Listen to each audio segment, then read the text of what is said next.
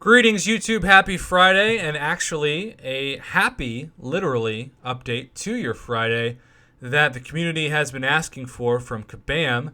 And it's nice to see when Kabam Mike's name pops up, and instead of a message that could be condescending or trolling or at least not helpful, he's able to deliver some good news. Helps with his goodwill for sure, and the image of him in the community. Huge shout out to my man Tristan, by the way, who came by live stream and sent this over so we can make a video about this as soon as possible to get the information out to the community. So update to Alliance tickets May 29th, 2020. So if you don't know about this, today is the day that the update has occurred. Thank you all for your patience this week as we worked to come up with a plan to address one of your biggest concerns with the new Alliance ticket system, the price of entry for summoners and alliances that run different maps. We are in the process of developing a system where the cost of all battle groups are split across all the summoners taking part in Alliance quests, regardless of what map they're running. Keep in mind, my alliance is actually one of those alliances that was affected by this the most because I do map 5 all 5 days a week, and now it's free.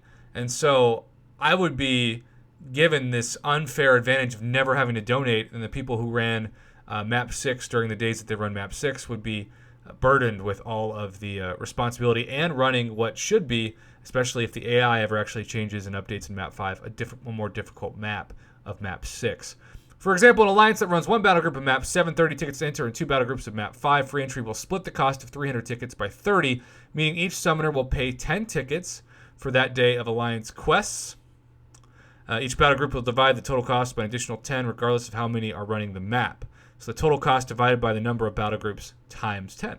The intention of this system is to help alliances that share the cost of running different maps. Again, if we find that some alliances are abusing the system or not using it for its intended purposes, we will move to fix it. So, as always, whenever they tweak things, there could be a workaround, but hopefully, in this case, people just, do the normal way that it's intended.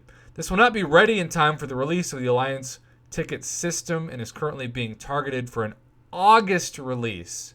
So exciting, but it's also not even June, right? So yay for the update, but it's kind of like telling a kid, hey, I'm going to have a great present for you. It's going to be way better than the gift you thought you were going to get, and you can open it in 2 months.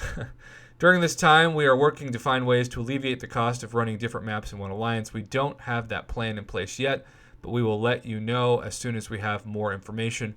When this new cost splitting system takes effect, targeted for August, it will replace the currently planned system. That means that splitting cost will be mandatory for all alliances. The solution came about after speaking with many of you on the forums and through our social channels and conversing with members of our Content Creators Program. We want to thank you for your continuing to contribute your feedback. I think it should say we want to thank you okay, well, whatever. Your feedback and thoughts to better the contest. All right, so we have some people who are squinting, some people who are agreeing. I don't know what to tell you. The bottom line is, at least they're hearing the complaints from summoners.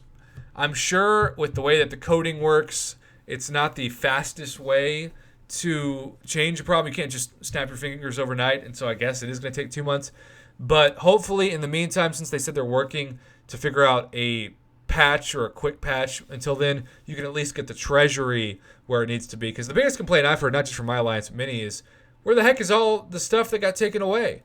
Our alliance was completely full of everything from gold to loyalty to battle chips, and they snapped into the dust like Thanos too soon because of this change. So I don't know if somebody's going to get all that or how that's going to be distributed or if it's just gone forever. God, I hope that's not true. But in the meantime, we have this update, and I appreciate that on a happy Friday, this actually can add to the happiness of a Friday. And thanks again, Tristan, for sending this along as well.